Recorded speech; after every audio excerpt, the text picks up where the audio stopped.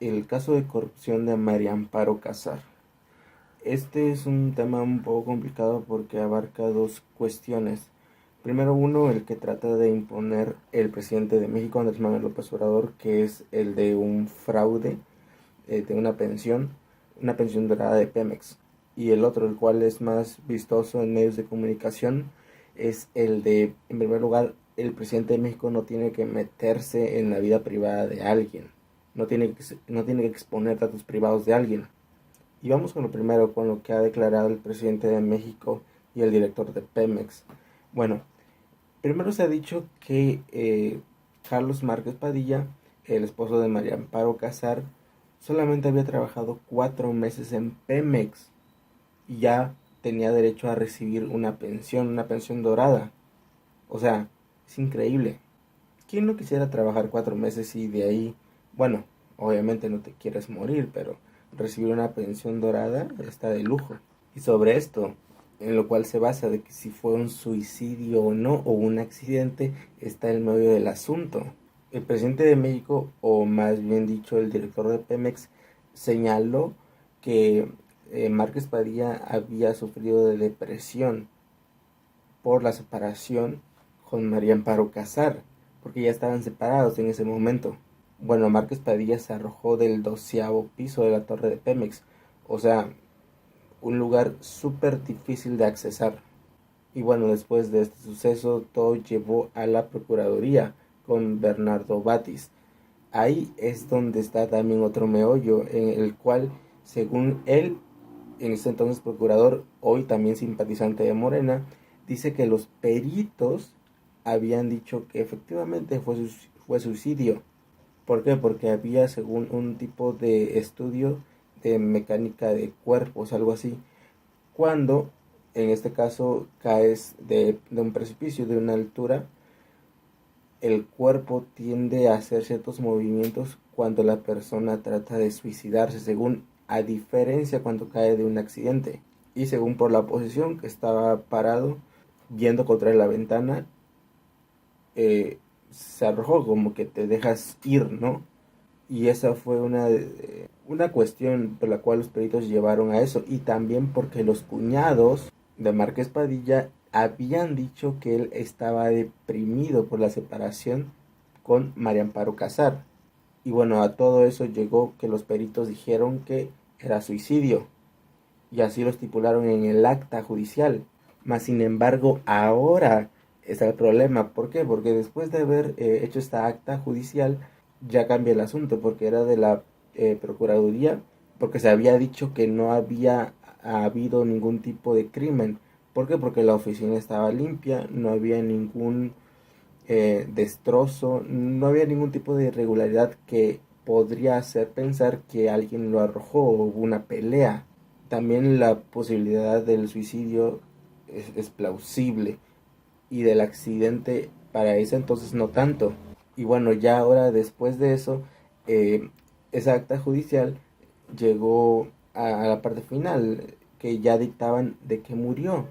Y ahí está lo interesante, es que cambiaron la forma de muerte y pusieron, según Bernardo Batis, lo cambiaron a contusión, a un gran trauma. Y es obvio porque cayó desde una gran altura y obviamente tuvo que haberse crash, o sea, es evidente que tuvo trauma, pero no pusieron el por qué. Y según, repito, Bernardo Batis, aquí hay un gran meollo porque hay una gran diferencia entre lo que hace la Procuraduría y ahora lo que hacen las autoridades que declaran, ¿no?, formalmente esto del por qué murió. Y con ello Pemex Petróleos Mexicanos está agarrando este tema, obviamente lo está politizando, lo está haciendo más grande, pero está agarrando este tema para hacer ahora una demanda contra María Amparo Casar, obviamente, y contra autoridades de Pemex anteriores de sexenio, o sea, de Peña Nieto, no, de Fox, de Calderón, desde entonces. ¿Para qué? Para que se vea el por qué se agilizó, según ellos, los trámites demasiado rápido. Porque hay que recordar una cosa, eh, el cual es interesante ver cómo funcionan las instituciones públicas cuando se tratan de personalidades, en este caso mediáticas y políticas. Y es que María Amparo Casar no era una persona simple, común, una simple periodista. No, en ese entonces era coordinadora de algo, pero trabajaba para Krill, porque Krill era el secretario de gobernación de Fox. Y eh, Carlos Márquez Padilla, el esposo de María Amparo Casar, no era también una simple persona, era un allegado en ese entonces a los políticos, pues desde entonces, de Fox, de los panistas. Y según declaraciones después del suceso de Carlos Márquez Padilla, habían dicho que solamente lo contrataron porque también eran grandes amigos. Y Carlos Márquez Padilla se desempeñaba como de un coordinador principal de Pemex. O sea, tampoco es que, o sea, era un gran nivel, pero no era gran cosa, digo yo.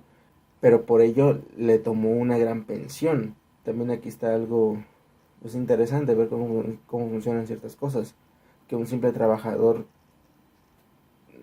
como sin nada, y a una persona de alto nivel con llevar 4 meses te den demasiadas cosas. Pero aquí también entran, pues, favoritismos y amiguismos. Y pues sumando que María Amparo Casar era amiga en este caso, o por lo menos era la empleada de Santiago Krill, pues agilizaron todos los trámites.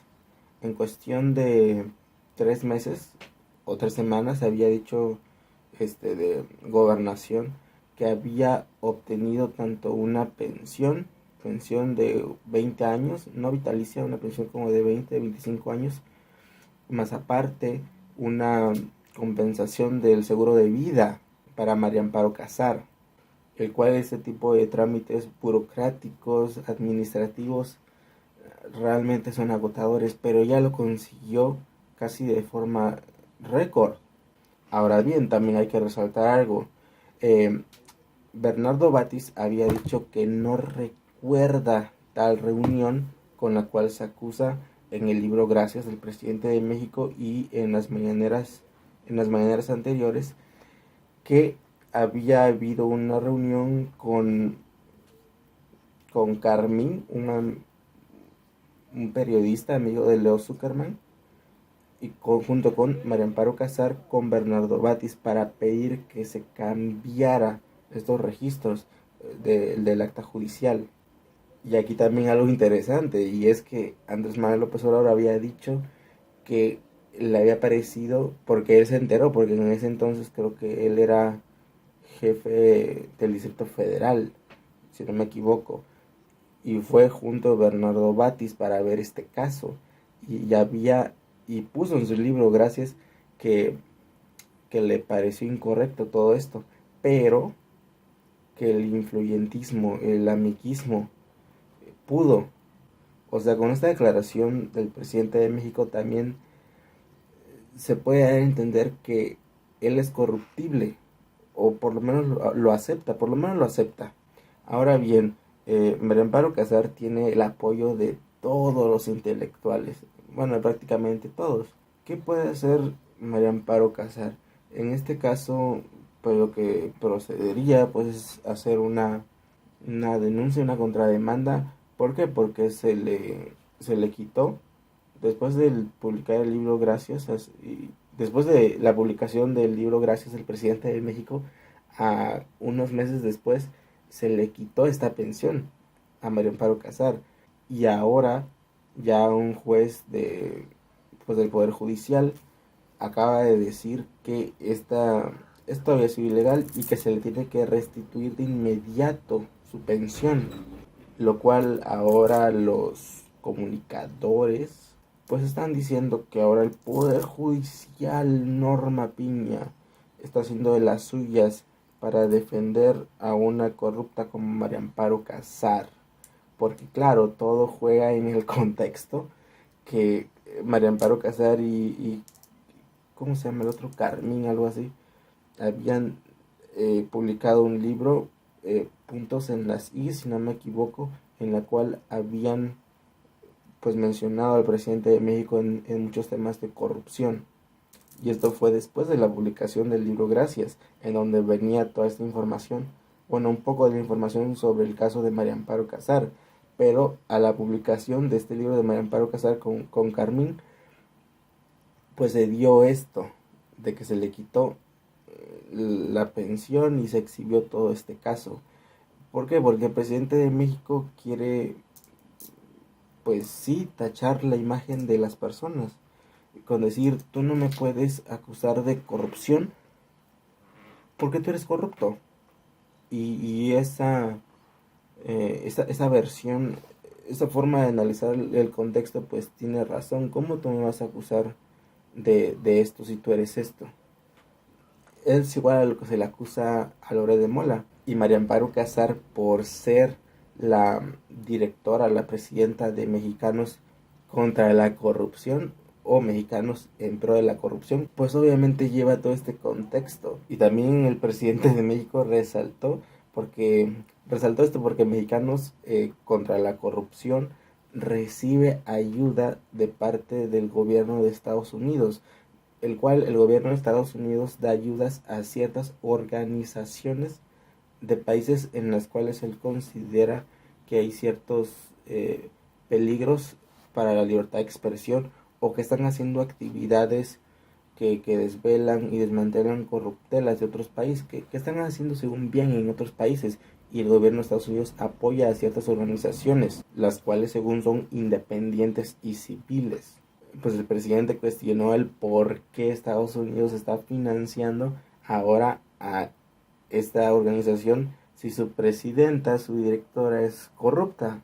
O sea, es impresionante. El presidente de México tiene una capacidad grandiosa, obviamente comunicativa, pero no sé, o sea, el presidente de México es como un ajedrecista político, casi casi.